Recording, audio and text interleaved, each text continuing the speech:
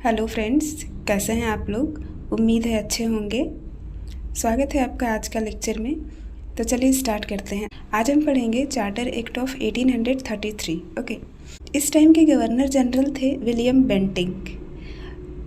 आप याद रखिएगा कि 1833 के टाइम जो चार्टर एक्ट आया था उस टाइम के गवर्नर जनरल कौन थे? William Bentinck. Okay, next step है first step toward centralisation in British India giving all India character.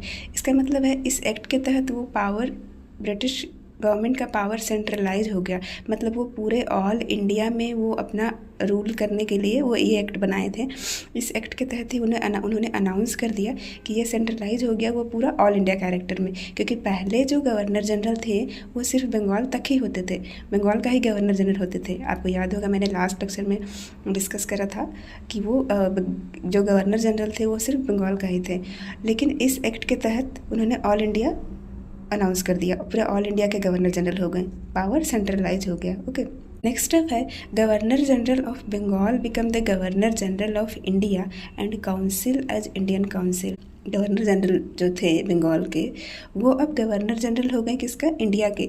और 1773 के एक्ट में हम लोग पढ़े थे कि गवर्नर जनरल को असिस्ट करने के लिए एक काउंसिल बनाया गया था। वो काउंसिल 4 मेंबर का था सबसे स्टार्टिंग में, बट वो काउंसिल बोलते थे तभी, बट अब वो काउंसिल को इंडियन काउंसिल बोला गया। Okay, Indian council.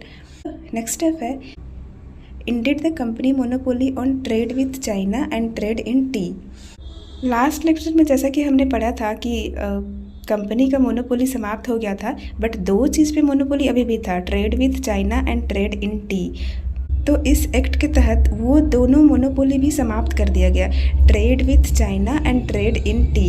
इस एक्ट के तहत 1833 एक्ट के तहत ये दोनों मोनोपोली भी समाप्त कर दिया गया।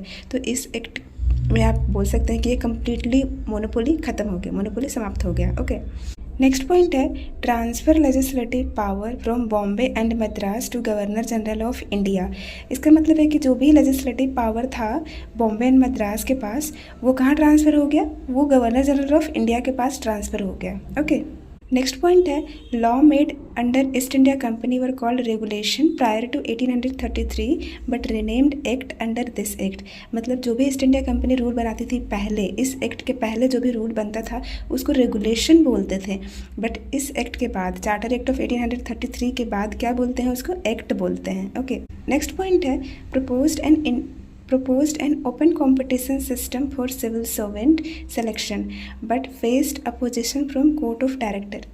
सिविल सर्वेंट जो होते हैं IAS IPS जो बनते हैं उनके सिलेक्शन के लिए ओपन कंपटीशन का प्रपोज किया गया था। बट याद रखिएगा ये सिर्फ प्रपोज किया गया था, वो इम्प्लीमेंट नहीं हुआ था, वो लॉ नहीं बना था, बट सिर्फ वो लाया गया था, बट वो भी पास नहीं हो सका। कोर्ट ऑफ डायरेक्टर ने अपोज किया, उनको इन्होंने समर्थन नहीं किया, तो वो लाया गया था बस। नेक्स्ट पॉइंट है establish Indian law commission.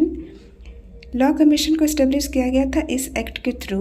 Okay, first law commission के जो मेंबर बने थे वो लॉर्ड मैकॉले बने थे। ये इंपॉर्टेंट है, एग्जाम में पूछता है, आप नोट कर लीजिएगा। फर्स्ट लॉ कमीशन इंडिपेंडेंस के पहले फर्स्ट लॉ कमीशन कौन था? Lord Macaulay. एंड किस एक्ट के थ्रू बना था? चार्टर एक्ट ऑफ 1833 के थ्रू बना था। 1834 में वो लागू किया गया था। ओके, नेक्स्ट पॉइंट है empowered the governor general to amend और repeal law in British India. मतलब गवर्नर जनरल को इस एक्ट के तहत उनको चेंज करने के लिए, अमेंड करने के लिए, और रिपील मतलब खारिज करने के लिए, ख़त्म करने के लिए भी उनको अथॉरिटी दे दी गई। ओके, कोई भी लॉ को वो चेंज कर सकते थे। नेक्स्ट पॉइंट है legalize British colonization, East India Company become an administrative body. मतलब ईस्ट इंडिया कंपनी अब कम्प्लीटली एडमिनिस्ट्रेटिव बॉडी बन गई। तो आज के लिए हम यहीं तक रखते हैं। Thank you very much.